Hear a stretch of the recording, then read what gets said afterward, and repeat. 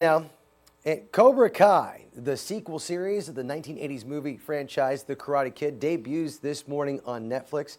It's the 6th and final season, but broken up into 3 parts. Part 1 out now, though, and movie reviewer, YouTuber Sean Chandler has seen it. Sean, I'm excited about this, but you've seen it. I haven't seen many reviews. Yes. I looked on Rotten Tomatoes a second ago. Under 50 reviews. It's got an 89%. I'm under the understanding as of this moment, we're the first people that you're going to talk to about this. Yes. What are your initial thoughts in the first 5 episodes? So I think I'm going to have to love sandwich this one. So I love this set of characters and the vibe of this show. So getting to spend more time with them, it's always fun, it's watchable, it's enjoyable.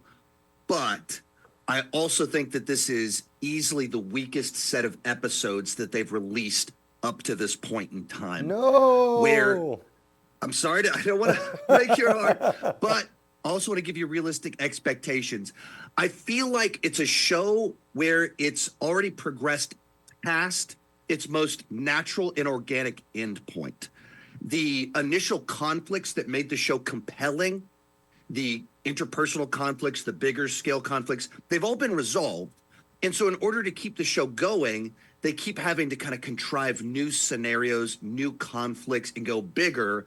And so it's lost a lot of that initial charm. So I still enjoy it. It's still fun. Let me bring this up to you then, Sean, because what we've seen with this of late, which is really interesting on this franchise, is that you were able to take the classic 1980s characters and the villains, the good and the bad, and they become now a unit, a team.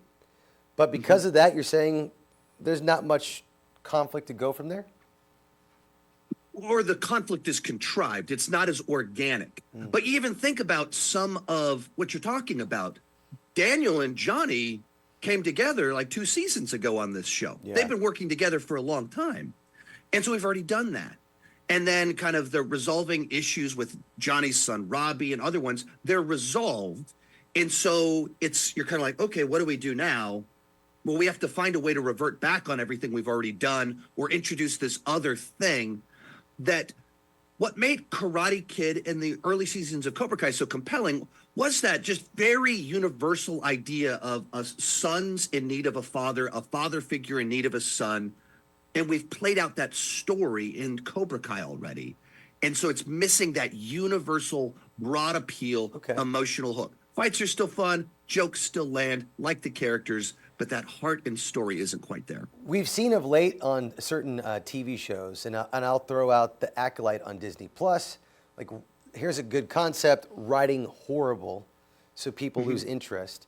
But you watch House of the Dragon, and it's a different level of writing. Where does that compare between these two?